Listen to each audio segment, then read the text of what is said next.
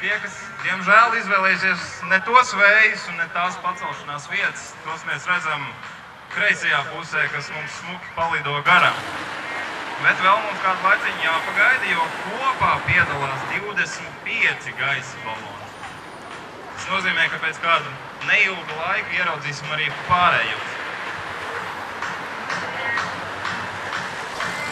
Un lido ne tikai, lai priecētu mūs ar savu sniegumu, bet arī, lai sasniegtu mērķi, kuru mēs redzam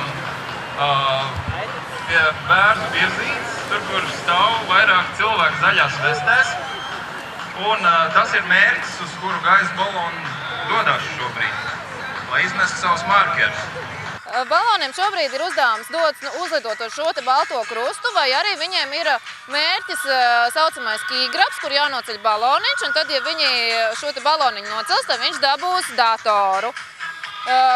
Attālumus mēs mēram pēc iespējas precīzāk, kurš nometīs savu smilšu maisiņu, un tad arī noteiks, kurš ir precīzāk uzlidojis un arī uzvarējis šajā uzdevumā. Varavīksni, kā pēc pasūtījuma tur ir taisni. Redzējāt varavīksni?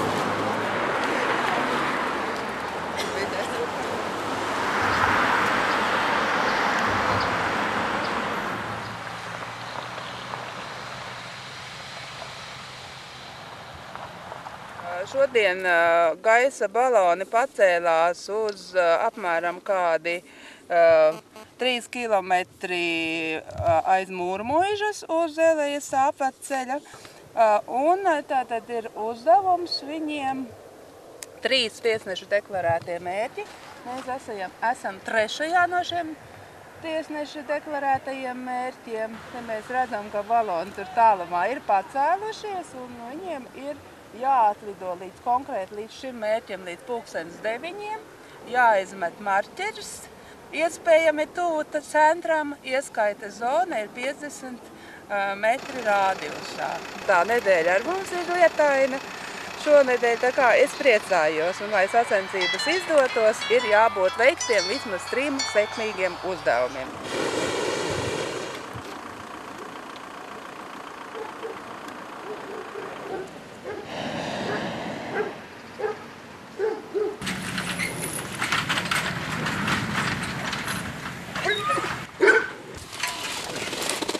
Нормальная.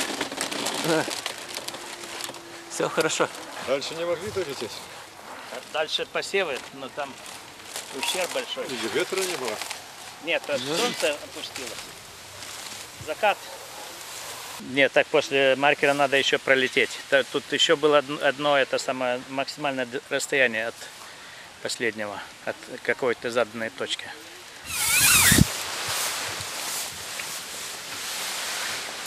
Pieklājīgi. Ne izcili, bet gluži pieņemami. Domāju, ka būs vidēji labi rezultāti.